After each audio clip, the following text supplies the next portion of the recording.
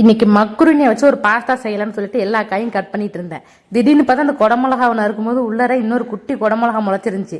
அதை பார்த்தோன்னே பார்த்தீங்கன்னா ஒரே ஜாலியாயிட்டு. சரி இன்னைக்கு ரெசிபி சூப்பராக வந்துடும் அப்படின்ட்டு ஒரு நம்பிக்கை மனசுக்குள்ளார சரின்னு எல்லா காயும் கட் பண்ணிட்டு இந்த உள்ள குடமிளகாவையும் கட் பண்ணி போடுன்ட்டு அதையும் கட் பண்ணி போட்டு பாஸ்தா செஞ்சுட்டேன். உண்மையை சொல்லணும்னா ஃபர்ஸ்ட் டைம் செஞ்ச மாதிரியே இல்லை, சரியான டேஸ்ட்டு நல்லா இருந்துச்சு. பக்கத்து வீட்டாக்கெல்லாம் கொஞ்சம் டேஸ்ட்டு கொடுத்தேன். சூப்பராக இருக்கக்கூடிய என்ன மசாலா போட்டேன் எப்படி பண்ணேன் அப்படின்ட்டு 2 நாளைக்கு அப்புறம் கூட வந்து என்கிட்ட கேட்டாங்க, உண்மையாகவே கேட்டாங்க. அதுக்கப்புறம் பார்த்தீங்கன்னா இந்த கூடை வந்து மீஷோவில் தான் வாங்கியிருந்தேன், 250 ரூபா. பரவாயில்ல, நல்லா தான் இருக்குது. ஆனால் ரொம்ப பெருசாலாம் இருக்குது. எனக்கு வந்து சின்னதாக தான் தேவைப்பட்டுச்சா, அதனால பரவாயில்ல. ஆனால் ரொம்ப பெருசாலாம் இருக்காது. சரின்னு அதுக்கப்புறம் வந்து இந்த பாதாம் வந்து ஃப்ரிட்ஜில் கொஞ்சம் கடந்துச்சு. எங்கள் வீட்டுக்காரை பார்த்துட்டு, முன்னாடிலாம் அந்த பாதாமும் எல்லாத்தையும் நிறைய போட்டு என்னமோ பாலில் கலக்கி குடிக்கிறதுக்கு நட்ஸ் பொடி அரைப்பல்ல, அந்த மாதிரி அரைக்க வேண்டியதானே அப்படின்னாரு.